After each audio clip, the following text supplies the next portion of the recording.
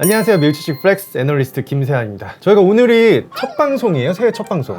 저희가 올해도 미국 주식 플렉스만큼은 그래도 저희가 이제 숫자를 좀 분석하는 사람으로서 굉장히 많은 종목들을 여러분들에게 애널리스트의 관점에서 좀 쉽게 설명을 해드리도록 최대한 노력을 좀 많이 하도록 하겠습니다. 네. 자, 오늘 그 새해 첫 방송인데 어떤 종목 준비되어 있나요? 네, 오늘 저희가 준비한 종목은 브로드컴 그리고 세일즈포스가 있습니다. 두 종목의 공통점이라고 하면 일단 AI 그리고 브로드컴은 하드웨어, 소프트웨어, 그리고 세일즈포스는 소프트웨어. 굉장히 조금 접점이 있네요. 자, 그러면은 핫한 종목인 만큼 저희가 새해 첫 종목으로 선정을 했는데 이 종목들을 한번 분석을 해보도록 하겠습니다. 엔비디아의 대항마가 나타났다? 최근 브로드컴의 주가가 심상치 않은데요. 브로드컴의 주가는 1개월 43%, 그리고 지난 1년 107.7% 상승하면서 높은 수익률을 기록하고 있습니다.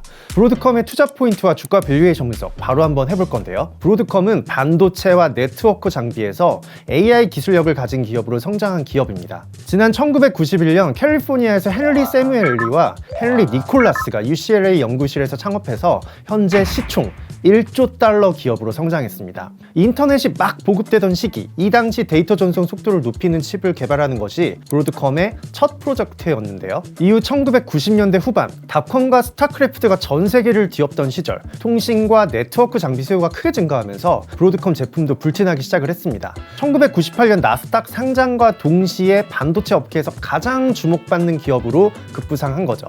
인수 기업을 노리던 브로드컴은 소프트웨어 기업 2개를 인수하면서 AI 소프트웨어 솔루션의 대서막을 여는 그런 계기를 마련하게 됩니다. 바로 시만텍과 VM웨어인데요. 2018년 시만텍의 일부 이 보안 부문과 CA 테크놀로지를 인수하면서 소프트웨어 시장에 발을 들여놓았고 2023년에는 멀티클라우드 오픈소스의 거대 강자 VM웨어까지 인수하면서 소프트웨어 매출 비중을 전체의 약 41%까지 끌어올리게 됩니다. 그럼 최근 주가는 왜 이렇게 올랐을까? 투자자들이 기대하는 것은 무엇일까? 그 답은 두 가지인데요.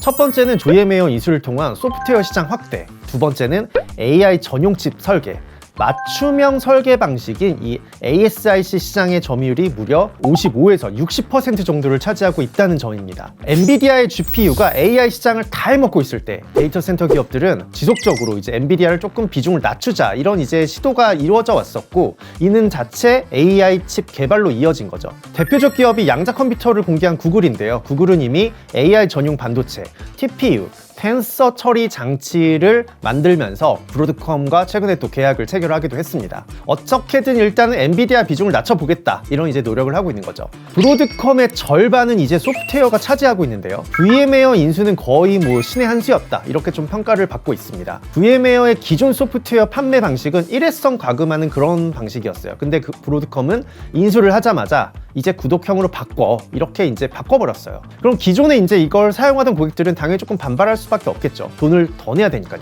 하지만 주기적인 업데이트와 서비스 등을 통해서 2024년 4분기까지 사용 고객의 45%를 이미 구독형 모델로 전환하는 데 성공했습니다. 이에 따라 VM웨어 인수 직전 인프라 소프트웨어 분기 매출은 19억 7천만 달러 수준에서 무려 약 3배 정도가 증가한 수준으로 크게 폭발적인 성장이 나타나고 있습니다. 자, 그럼 이제 주가 밸류에이션 분석을 해봐야겠죠. 주가가 많이 올랐으니까 비싼 거 아니야? 이제 이렇게 생각할 수도 있지만 주가가 높은 만큼 이익 성장성도 함께 높게 증가하고 있기 때문에 주가 상승에 의한 피로도가 생각보다는 적을 것으로 판단을 하고 있습니다. 최근 1년 주가 그래프를 보면 확실히 브로드컴의 주가만 수직 상승한 것을 볼 수가 있어요. 단기적으로 변동성이 있을 수는 있지만 결국 주가를 지지하는 건 이익이라는 이 프로세스를 적용해보면 그리 비싸지 않다 이렇게 저희는 판단을 합니다. 현재 기준으로 향후 12개월 선행 PE 멀티플은 35.3배예요. 시장이 21.6배인 걸 감안을 하면 일단은 비싸다 이렇게 생각할 수 있죠.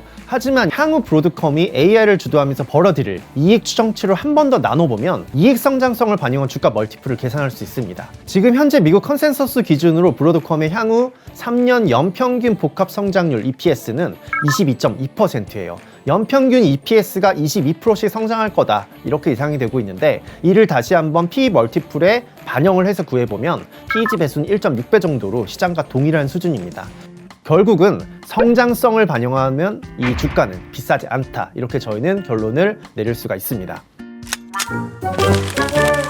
네, 세일즈포스는 저희가 작년에도 여러 번 발표를 드렸는데요. 설립 초기부터 소프트웨어 설치가 필요 없다라는 슬로건을 내세우면서 인터넷 구독을 통한 구독형 비즈니스를 강조해왔습니다. 2000년대 초반에는 CRM 소프트웨어를 출시하면서 빠르게 인지도를 넓혔는데요. 단일 플랫폼에서 고객 데이터나 영업 프로세스, 마케팅 활동 이런 다양한 업무를 통합 관리할 수 있다는 점이 경쟁력이 되었습니다. 이 외에도 지난 2019년도에는 데이터 분석 플랫폼인 타블로를 인수하면서 고객 데이터 분석 역량도 강화하기도 했습니다. 최근에는 세일즈포스는 AI 도입에 열을 올리면서 서비스를 한 번 더 업그레이드 시키고 있습니다. AI 기반 서비스인 아인슈타인 GPT 이런 다양한 제품을 출시하면서 생태계 확장을 늘리고 있죠. 그러면서 시장 영향력도 넓히고 있는데요. 결과적으로는 전 세계 CRM 시장 점유율 1위를 차지하면서 무려 45% 정도를 유지 중입니다. 세일즈포스의 적극적인 AI 도입은 실적 성장으로 나타나고 있는데요. 최근 FY25 3분기 작년 8월에서 10월에 해당하는 기간의 실적만 보더라도 매출과 주당 순이익은 전년 동기 대비해서 각각 8.3% 그리고 14.2%씩 성장했습니다. 단기 수주잔고 같은 경우에는 주문이 늘어나면서 전년 동기 대비 10% 상승세를 이어갔고 잉여 현금 흐름 또한 17.8억 달러로 전년 동기 대비 무려 30% 증가했죠. AI 수익화가 탄력을 받으면서 올해 가이던스 또한 일부 상향 조정했습니다. 단기 수주잔고 같은 경우에는 작년 11월부터 올해 1월까지 전년 동기 대비 약 9% 증가할 것으로 전망했습니다. 소프트웨어 기업들을 발표드릴 때 가장 많이 언급하는 것 중 하나가 이런 수주잔고인데요. 매 중요하냐면 이런 수주잔고 같은 경우에는 향후의 매출 규모를 가늠해 볼 수 있는 지표로 수주잔고가 높을수록 향후 안정적인 장기 매출이 발생이 기대된다라고 보시면 될 것 같습니다. AI 수익화도 지속적으로 늘려가고 있는데요. 앞서 말씀드린 3분기 8월에서 10월에 해당하는 기간 동안에 세일즈포스는 약 2,000건 이상의 AI 신규 계약을 맺은 것으로 발표했습니다. 가장 최근 출시한 에이전트포스 AI 플랫폼 같은 경우에는 출시 직후에 일주일 동안 신규 계약이 무려 200건을 맺기도 했죠.